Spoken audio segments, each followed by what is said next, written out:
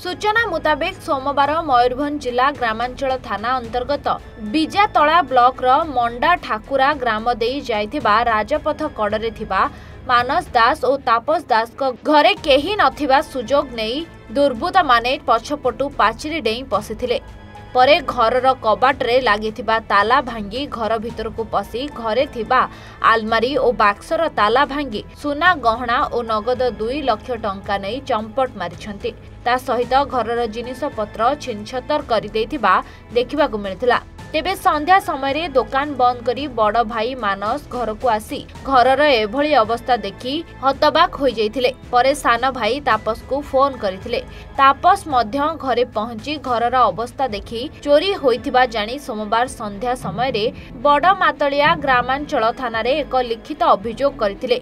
अभियोग मुताबिक बुधवार ग्रामांचल थाना पुलिस और साइंटिफिक टीम आसी घटनार तन्न करी तदंत करी अभियुक्तों को ठाब करिथिबा प्रकाश करथिले। तेबे एबे देखिबाकू बाकी रहिला अभियुक्त गिरफ करिबारे पुलिस केते सफल होउछि। नमस्कार, मु तापस रंजन दास बीजातला ब्लॉक मुंडा ठाकुरा बासिंदा। सोमवार दिन हला दिन 12 रु 2टा भितरे घरे तो मु नथिली, मु काम को पळैथिली, भाई दुकान जाइथिले ना। दिन दीपर चोरी हवाटा गोटे खुलम खुला गुंडा गर्दी भाया लगुच।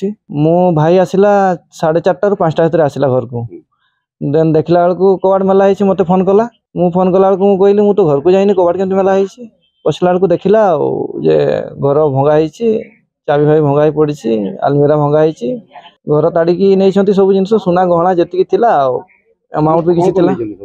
भाई सुना गहना थिला, भाउजर सुना गहना थिला, आउ केस किसी परिमाण रे थिला। हाँ, मु आसिक देखला बेलू तापर थाना को गली जाइए एफआईआर देली। मो सांगे आसते से दिन ही। देन आज आसछंती scientific team and all team आसछंती। एबे पर्यंत किसी आम तो जानी पारना, जानी थाना वाला जब किसी जानी पारे संधान लगे। मयूरभंज जिलूर अनवर हुसैन को रिपोर्ट A1 ओडिशा।